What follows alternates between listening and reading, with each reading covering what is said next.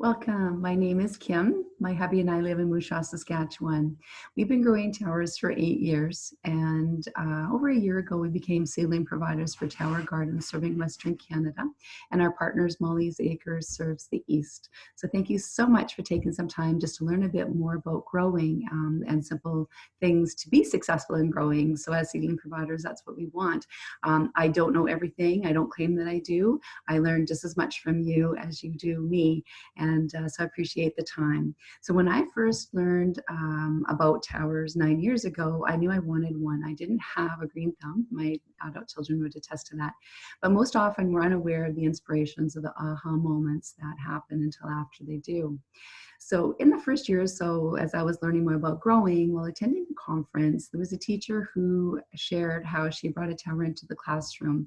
And she shared in particular a story about a little boy who didn't come from a great home.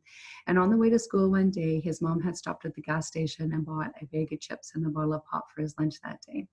And when he got to school, he had asked her if he could trade that in for a salad.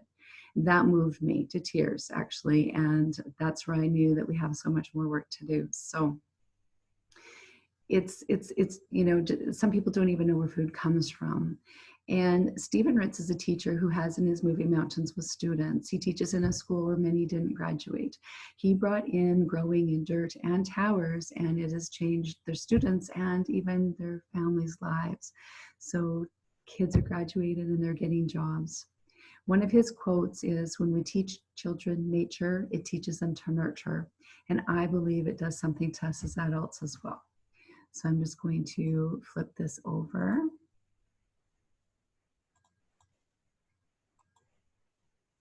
So welcome from Moose Jaw, Saskatchewan. We are Fox Towers and Seedlings here, and like I said, just want to show you some, some really interesting things and simple things that you can do to be successful. So the first question is, why grow a tower garden? Did you know that there's clinical science behind it? And so they did this study at the University of Mississippi, and the comparison was growing in towers and very good quality dirt, the same plants. And what they found was it was a 30% higher yield. It took less time, less maintenance, and less land and less water. So this is, it's just so cool to think that eco-friendly, it uses much less space than your traditional gardening, and that there's science behind it.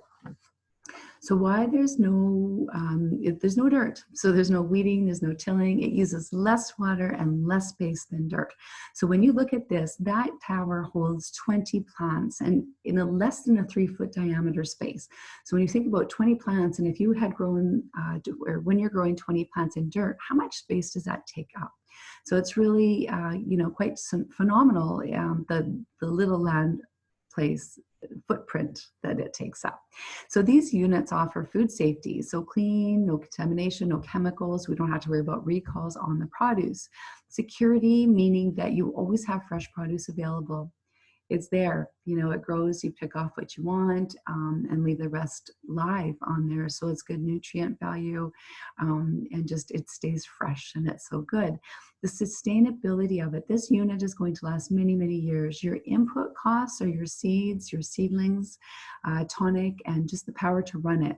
So it is a type of hydroponic. It's an advanced technology called aeroponic.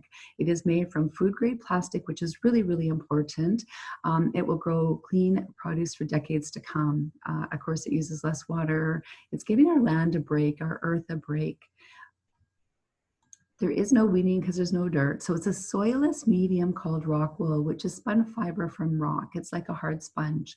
This comes in your starter kit. So you get your tower, you get a starter kit in your box. And when you're ready to plant, what you're going to do is you're going to soak the rock wool for 30 minutes.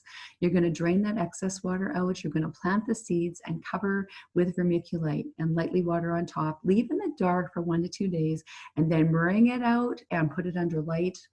Sunlight or lights. So it's don't cover the lid either. You leave that open, but it's just really important to keep it in the dark to let that germinate for a bit.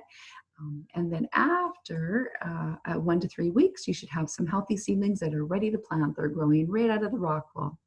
So This unit speaks so much for soil conservation and water preservation. Love that so much about it. The plants need food. They don't need dirt to grow, they need water and nutrients. So the plants, what we have is a tower tonic, which is earth minerals, and it provides a clean array of 16 basic compounds. NASA researchers were involved, and it's formulated to grow all plants. It's totally clean, which is really important. If you're growing a garden and tomatoes or flowers, you're using different fertilizer for those plants. What's really cool about the tower tonic is that it doesn't matter what you're growing in your tower, whether it's tomatoes or herbs and lettuces and stuff. This tonic earth minerals work for all your plants, keeping it simple. So that is really important. So what you would do, you can see here, this is the water reservoir.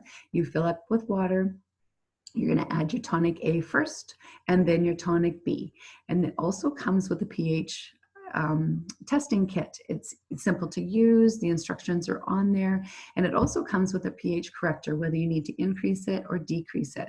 All the instructions are included, and you want your pH to be between 5.5 and 6.5.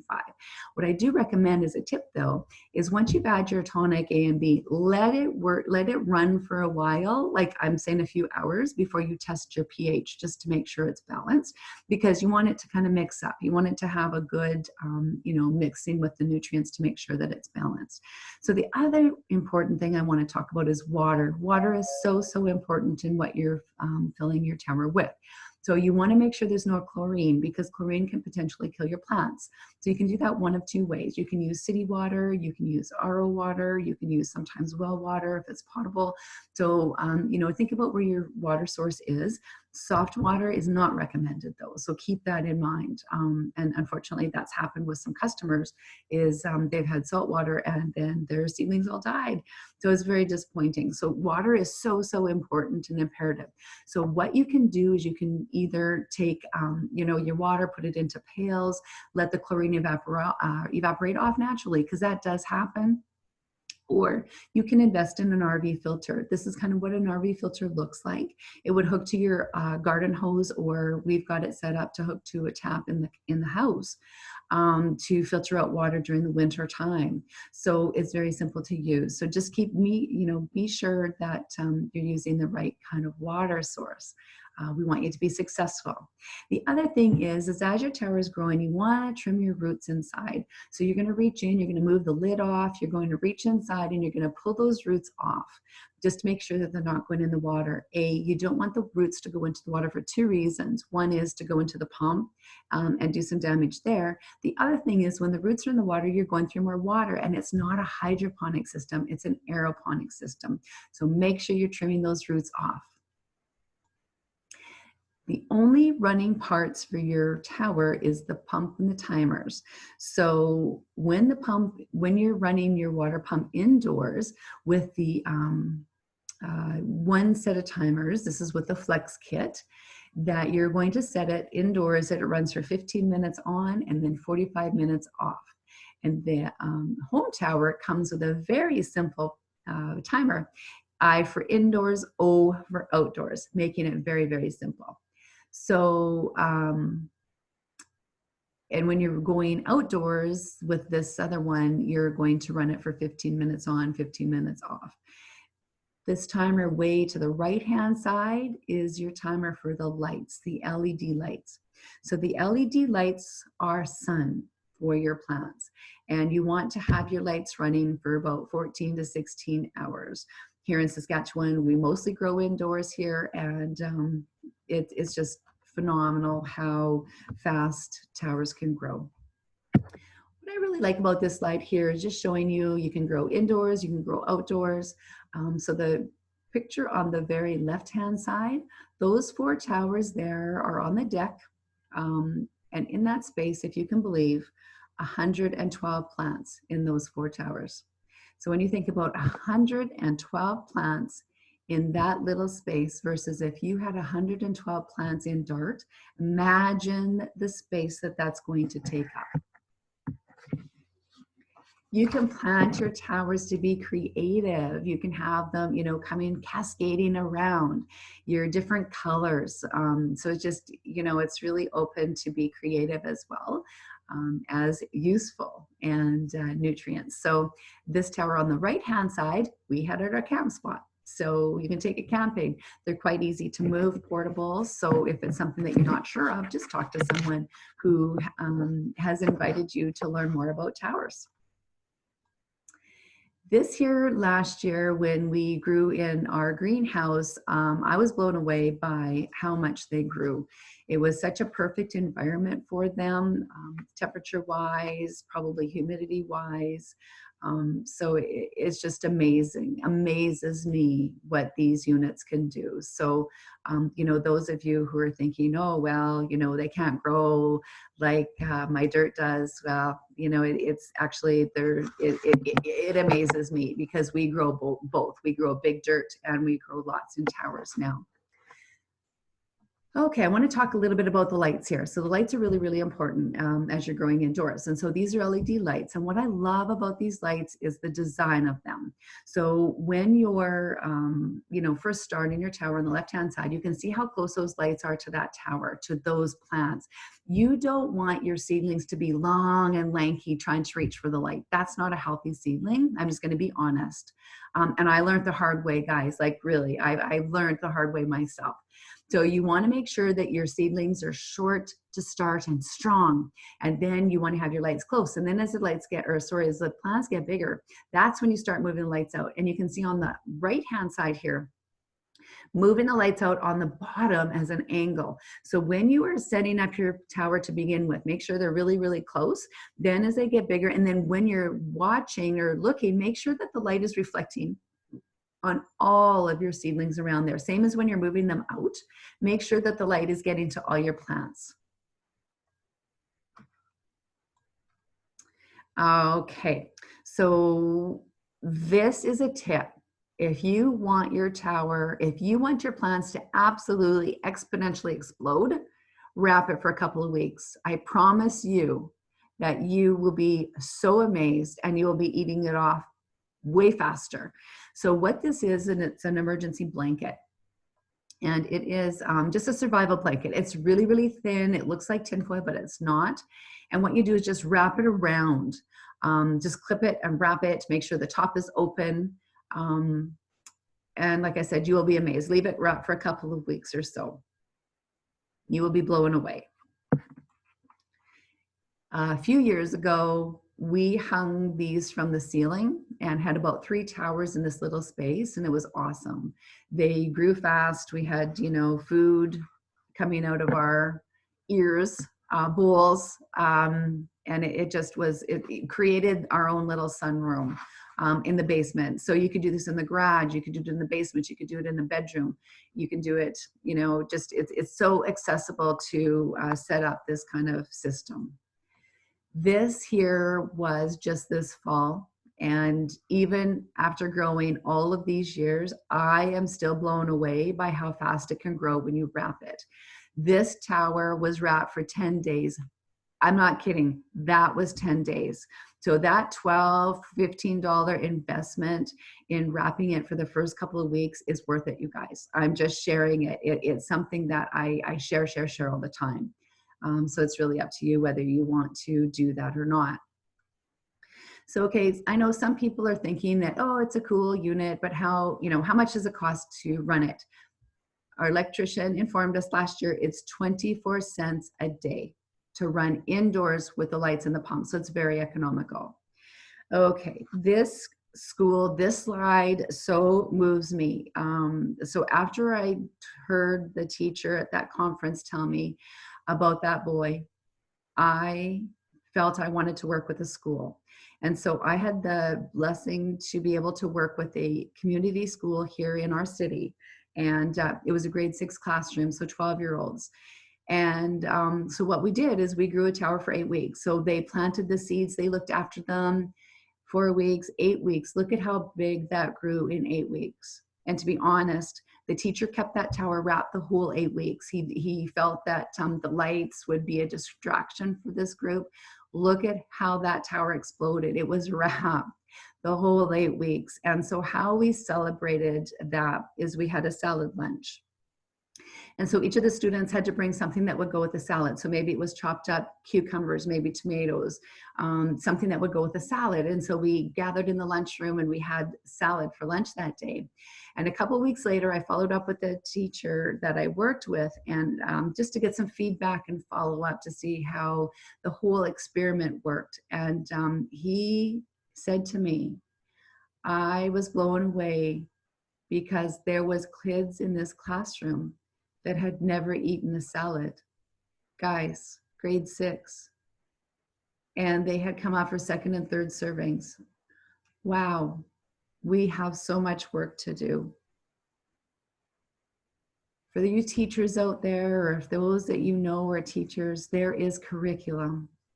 So we know teachers are busy. We know that they don't have time to put together more lesson plans. It is already created beautiful curriculum, 30 lesson plans that you can integrate into the classroom from preschool up to high school. These lessons all touch on literacy, math, science.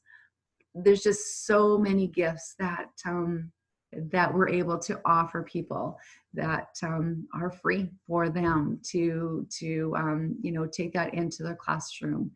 You know, and for me, doing that with that grade 6 class, I know that there's not much I can do to help change their lives at this point, but my hope is planting that seed so that down the road they will know that they can make a difference in their life and take some control. Wow, that's emotional. Thank you for bearing with me. Okay. As I mentioned, there isn't any weeding because there's no dirt, but it is important that we trim and prune unhealthy leaves because it helps promote healthy growth. So you can see here that there's an unhealthy leaf there. It's a little bit dried, it's a little bit yellow. So you want to go in there and clip that off. What that's going to do is going to help it it's just going to help it grow better. Our plants talk to us. So when you see some yellow happening, likely the pH is out of balance. So check it, just check it, measure it. It just makes sure that when you are pruning leaves that you're leaving 3 leaves or so on there so that it can help promote growth and it'll keep growing. Okay, so here you don't always see until you're moving leaves apart. So you can see up here the first one there, you can see that what I've done is the leaves were quite full and I couldn't see behind. And so I've kind of pushed them behind. I see that there's some dried leaves there. And so I went and pruned, and you can see I just left a few leaves on because that's going to help promote the growth. It's amazing what happens. So just here, another photo here. I took off some leaves that weren't looking so healthy, pruned all back, and just left a few leaves there. So just keep in mind, you want to leave 2 to 3 leaves on the plant so it keeps growing. All right, so here's a great example of what's happening behind that you don't always see. So the first picture here, you can see there's lots of growth, but you can't really see what's going on behind. So in the second picture here, I moved it, and you can see that there's some scaling, there's some buildup. You know what? All you need is a wet cloth. Get some water in a bowl with a rag and just wipe that off. You can put a little bit of vinegar in there if you want, but you know, it just wipes off so quickly, you guys, and it looks so good. Wipe your towers. This is normal. This happens. Just wipe it off and look at it. It looks good as new again. It looks nice, shiny, clean. Here's just another example showing you a little bit of buildup here. And then the second photo after it's wiped. Look at that. It takes a few minutes. That's all it takes. Do that. It just looks better. I don't know. And I feel like that you're showing your plants that you're loving on them too, even though some people might think I'm crazy. Okay, so this is before pruning and after. I want you to think about something. Some people are afraid to start pruning away, start taking, when can I eat it? When can I start taking things off? You know what? Do it all the time. Do it. When you get a haircut, what happens? Your hair grows faster. Guess what happens with the tower? Guess what happens with your plants? They grow faster too. Prune. You need to prune. So you can see that this is before I've pruned a whole bunch of leaves off, and then you would not believe after a week or two what happened. I don't have a picture here to show you, but do it for yourself. Do an experiment. Try it at home. When you are pruning, though, you are going to break leaves. That happens. That's normal. Put them in a bowl. And then what I want you to do, this is a huge tip if you want them to stay fresh for a long time. Take a bag, a Ziploc bag, but don't seal it completely. That's the key. That's the trick. Or you might have some containers that work really well that don't completely seal it off, but it will last longer. So you just want to leave a little bit open, put it in, lay it flat in your crisper drawer. You will be amazed how long it lasts and how fresh it stays. What can you grow on your tower? Well, you know what? I recommend things that you're going to eat. The only plants that you can't grow are trees, anything that grows in dirt, like your potatoes, your carrots, anything that grows in the dirt, you can't grow on the tower, but everything else you pretty much can. So this is tomato. Of course, it's vine ripened. Look how red it is and how juicy. It's amazing. You can't even describe the flavor. Strawberries, so plump and flavorful. Oh my gosh, they taste so good.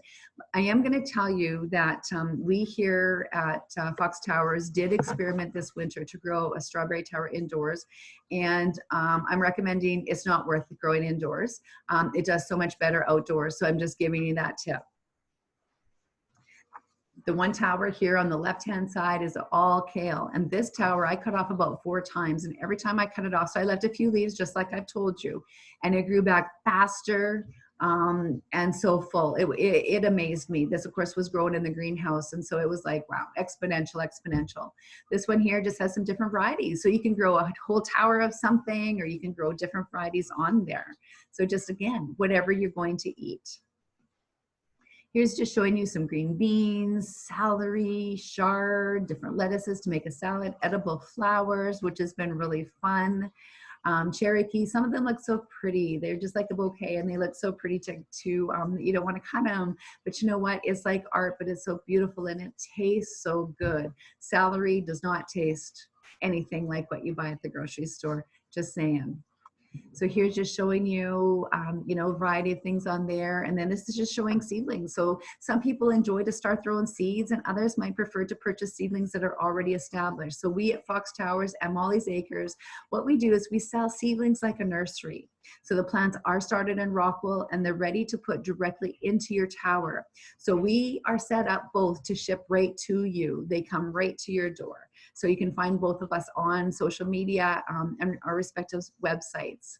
So I want you to think about, so this is what, this is both of us here.